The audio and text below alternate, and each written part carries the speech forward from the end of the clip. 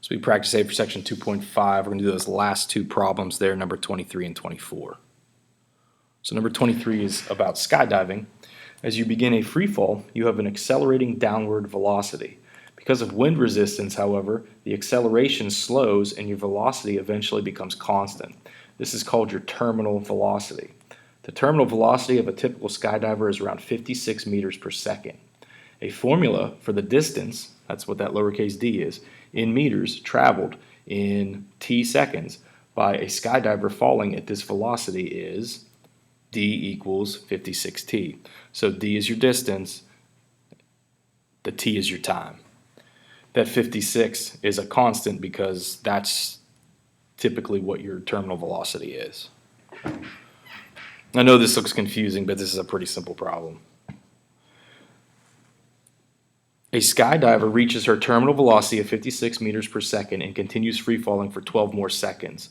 How many meters does she fall during these 12 seconds? So we're using that formula. D equals 56t. Our t in the formula, where does it say what t is?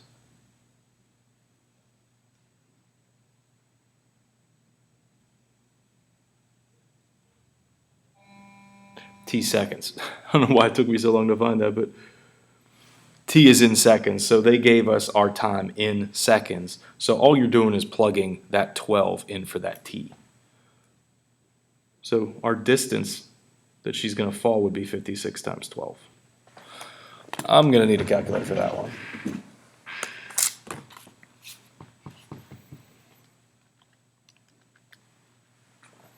Okay, so 56 times 12 would be 672. And this is the distance that she fell, and that would be in meters.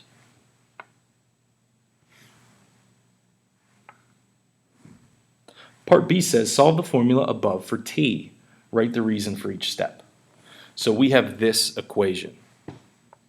I'm going to squeeze it in over here. So d equals 56t. That's given.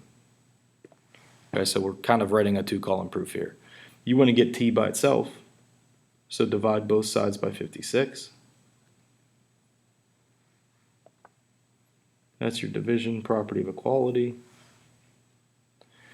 Typically we like the variable that we're solving for on the left, so we'll just flip it around to make it look cooler. That's your symmetric property of equality.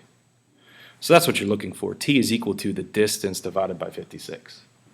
And I'm assuming that's what we're going to use for part C. Find the time, that's what they're asking for. It would take a skydiver to drop 480 meters, that's your distance, while moving a terminal velocity of 56 meters per second.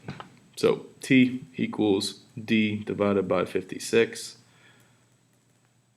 That'll be 840 divided by 56. Again, I'm going to use a calculator for that.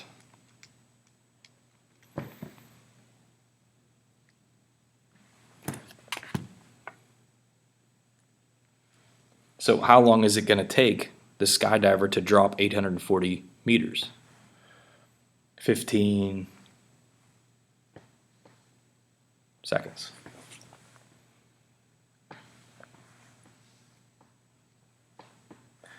Number 24 is about windows. The bottom section of the window pictured swings outward from the bottom to open in the style of an awning. So it looks like this. Use a diagram in your knowledge of linear pairs to write an equation that relates a sum of two angle measures to 180. So we have a diagram with three angles, two little ones, and then the big one, the straight angle. So I'm just going to kind of come over here and do that, I think. So our two little angles would be angle BAC. That's this one, BAC. Trace it with your finger or your pencil. Angle CAD, that's this one. And we're talking about their measures now. That's why we have the M's there. The measures of those two angles, when you add them, it's definitely going to give you the measure of the straight angle, angle BAD.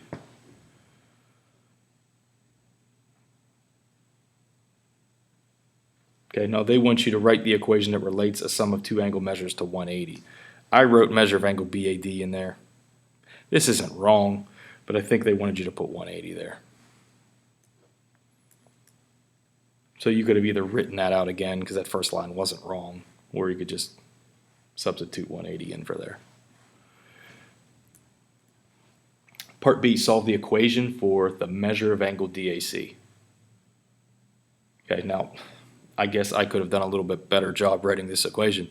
They're looking for angle DAC, or its measure. Where is angle DAC in my equation? Okay, I don't have it, but isn't angle DAC the same as the measure of angle CAD? Okay, so again, if it helps you, maybe I should have written it this way.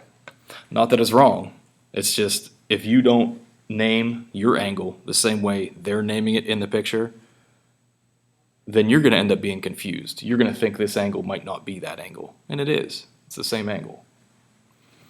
Okay, so let's get this by itself. This is part B. Solve the equation for this. How am I going to do that? Well, to get it by itself, I'm going to have to subtract this from both sides.